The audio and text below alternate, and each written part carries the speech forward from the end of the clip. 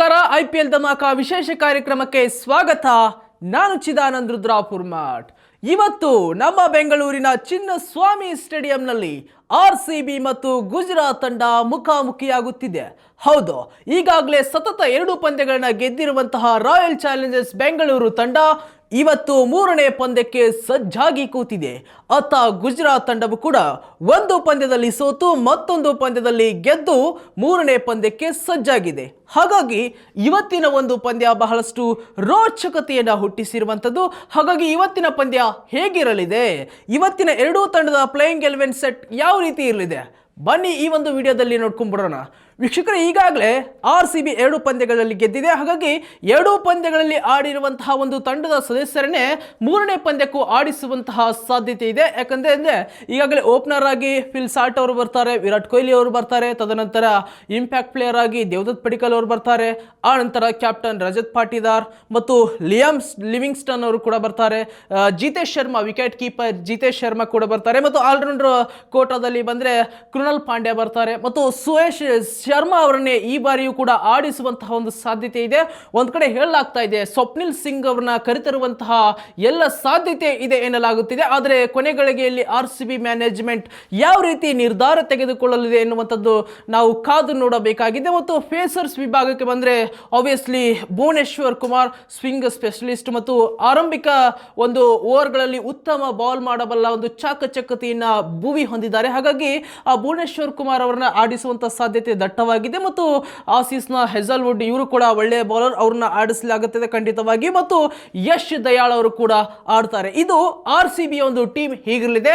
ಯಾವುದೇ ಒಂದು ಬದಲಾವಣೆಯನ್ನ ಮಾಡಿಕೊಳ್ಳುವಂತಹ ಸಾಧ್ಯತೆ ಇಲ್ಲ ಆ ಕಡೆ. ಮತ್ತು ಆಲ್ರೌಂಡರ್ ಬಂದ್ರೆ ಟೀಮ್ ಡೇವಿಡ್ ಅವರು ಕೂಡ ಇದ್ದಾರೆ. ಹಾಗಾಗಿ ಈ ಒಂದು ಸೆಟ್ ಒಳ್ಳೆ ಚೆನ್ನಾಗಿರುವಂತಹ ತಂಡ ಈಗಾಗಲೇ ಇದೆ. ಯಾಕಂತಂದ್ರೆ ಈಗಾಗಲೇ 2 ಪಂದ್ಯಗಳನ್ನ ಗೆದ್ದಿರುವ ಕಾರಣದಿಂದಾಗಿ ನಾವು ಸಾಮಾನ್ಯವಾಗಿ ನೋಡ್ತೇವೆ, ಪಂದ್ಯ ಗೆದ್ದಂತಹ ಸಮಯದಲ್ಲಿ ಯಾವುದೇ ತಂಡದ ಆಟಗಾರರನ್ನ ಬದಲಾಯಿಸುವಂತಹ ಗೋಜಿಗೆ ಹೋಗುವುದಿಲ್ಲ ಟೀಮ್ ಮ್ಯಾನೇಜ್ಮೆಂಟ್. ಹಾಗಾಗಿ ತಂಡ ಗೆದ್ದಿರುವ ಕಾರಣದಿಂದಾಗಿ ಅದೇ ತಂಡವನ್ನ ಆಡಿಸುವಂತಹ ಸಾಧ್ಯತೆ ಇದೆ.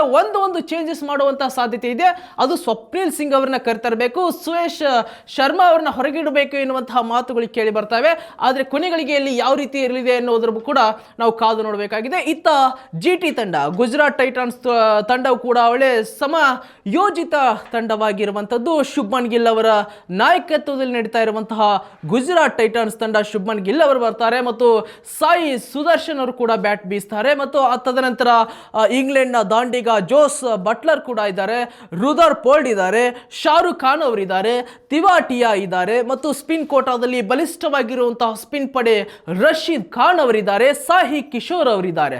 ಮತ್ತು ಭಾರತದ ಬೌಲಿಂಗ್ ವಿಭಾಗದ ಅತ್ಯಂತ ದೊಡ್ಡ ಯಶಸ್ಸನ್ನು ತಂದಿರುವಂತಹ ಮೊಹಮ್ಮದ್ ಸಿರಾಜ್ ಅವರು ಕೂಡ ಇದ್ದಾರೆ.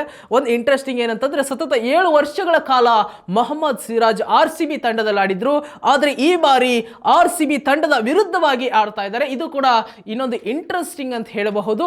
ಮತ್ತು ಪ್ರಸಿದ್ಧ ಕೃಷ್ಣ, ಇವರು ನಮ್ಮ ಕನ್ನಡಿಗ ಪ್ರಸಿದ್ಧ ಕೃಷ್ಣ ಅವರು ಕೂಡ ಗುಜರಾತ್ ತಂಡದಲ್ಲಿ ಆಡ್ತಾ ಇದ್ದಾರೆ. ಪ್ರಸಿದ್ಧ ಕೃಷ್ಣ ಅವರು ಕೂಡ ಒಳ್ಳೆಯ ಬೌಲಿಂಗ್ ಲೈನ್ ಅಪ್ ಇರುವಂತದ್ದು. ಇದು ಕೂಡ ತಂಡ ಒಳ್ಳೆ ಬ್ಯಾಟಿಂಗ್ ಆಗಿರ್ಬೋದು, ಬೌಲಿಂಗ್ ಆಗಿರ್ಬೋದು, ಮತ್ತು ಆಲ್ರೌಂಡರ್ ವಿಭಾಗದಲ್ಲಿ ಎಲ್ಲವೂ ಕೂಡ ತಂಡ ಸಮಯೋಜಿತ ಸಮಬಲದಿಂದ ಕೂಡಿದೆ ಅಂತ ಹೇಳ್ಬೋದು. ಹಾಗಾಗಿ ಈ ಒಂದು ತಂಡವು ಕೂಡ ಕಳೆದ ಪಂದ್ಯದಲ್ಲಿ ಗೆದ್ದಿರುವ ಕಾರಣದಿಂದಾಗಿ ತಂಡದಲ್ಲಿ ಯಾವುದೇ ಬದಲಾವಣೆಯನ್ನ ನಿರೀಕ್ಷೆ ಮಾಡಿಲ್ಲ ಎನ್ನುವಂಥದ್ದು ಕೂಡ ಕೇಳಿ ಬರ್ತಾ ಇದೆ. Obviously Chinnaswamy stadium batting pitch ಮತ್ತು ಸ್ಪಿನ್ ಪಿಚ್, ಬ್ಯಾಟಿಂಗ್ ನಲ್ಲಿ ರನ್ ಹೊಳೆಯ ಹರಿಯುವಂತಹ ನಿರೀಕ್ಷೆ ಇದೆ. ಮತ್ತು RCBಗೆ ಇದೊಂದು ಮಹತ್ವದ ಪಂದ್ಯ ಆಗಿರುತ್ತೆ. ಯಾಕಂತಂದ್ರೆ 2025 ಸೀಸನ್ 18ರ 2025 ಅಲ್ಲಿ ಮೊದಲ ಪಂದ್ಯವನ್ನ ಬೆಂಗಳೂರಿನಲ್ಲಿ ಆಡ್ತಾ ಇದೆ. ಈಗಾಗಲೇ ಹೌಸ್ಫುಲ್ ಆಗುವಂತಹ ಎಲ್ಲ ಲಕ್ಷಣಗಳು ಕೂಡ ಇದೆ ಮತ್ತು ಟಿಕೆಟ್ ಕೂಡ ಎಲ್ಲ ಸೋಲ್ಡ್ ಆಗಿದೆ. ಮತ್ತು ಇವತ್ತು ಚಿನ್ನಸ್ವಾಮಿ ಸ್ಟೇಡಿಯಂನಲ್ಲಿ ಅಭಿಮಾನಿಗಳ ಒಂದು ಮಹಾಪೂರ್ವೆ ಹರಿದು ಬರಲಿದೆ. ಮತ್ತು ತಮ್ಮ ಒಂದು ತವರು ಗ್ರೌಂಡ್ ನಲ್ಲಿ ಆಡ್ತಾ ಇರೋದ್ರಿಂದ ಫ್ಯಾನ್ಸ್ ಸಪೋರ್ಟ್ ಕೂಡ ಇದ್ದೇ ಇರುತ್ತೆ. ಹಾಗಾಗಿ ಇಲ್ಲಿನ ಮೊದಲ ಪಂದ್ಯದಲ್ಲಿ ಗೆದ್ದು ಅಂಕಪಟ್ಟಿಯನ್ನ ಅಗ್ರಸ್ಥಾನದಲ್ಲಿ ಭದ್ರಪಡಿಸಿಕೊಳ್ಳಬೇಕು ಎನ್ನುವಂಥದ್ದು RCBಯ ಒಂದು ಯೋಜನೆ. ಆ ರೀತಿಯಾಗಿ ಇವತ್ತು ಬ್ಯಾಟಿಂಗ್ ಬೌಲಿಂಗ್ ಎಲ್ಲವೂ ಕೂಡ ಚಿಂದೆ ಉಡಾಯಿಸ್ತಾರೆ ಇವತ್ತು RCB ಹುಡುಗರು. ಆದರೆ ಕೊನೆಗಳಿಗೆಯಲ್ಲಿ ಯಾವ ರೀತಿ ಇರಲಿದೆ ಮ್ಯಾಚ್ ಮತ್ತು ತಂಡದ ಒಂದು ಪ್ಲೇಯಿಂಗ್ 11 ಅಂದ್ರೆ ಟಾಸ್ ಆದ ನಂತರ ಯಾವ ರೀತಿ ಇರಲಿದೆ, ಅವೆಲ್ಲದರ ಬಗ್ಗೆ ಇವತ್ತು ನಾವು IPL ಧಮಾಕ ವಿಶೇಷ ಕಾರ್ಯಕ್ರಮದಲ್ಲಿ ತಿಳಿಸಿಕೊಡುವಂತಹ ಕೆಲಸವನ್ನ ಮಾಡ್ತೇವೆ. ನೀವು ನೋಡ್ತಾ ಇರಿ ವಿಶ್ವವಾಣಿಯ IPL ಧಮಾಕ ವಿಶೇಷ ಕಾರ್ಯಕ್ರಮವನ್ನ. ನಮಸ್ಕಾರ, ಥ್ಯಾಂಕ್ ಯು.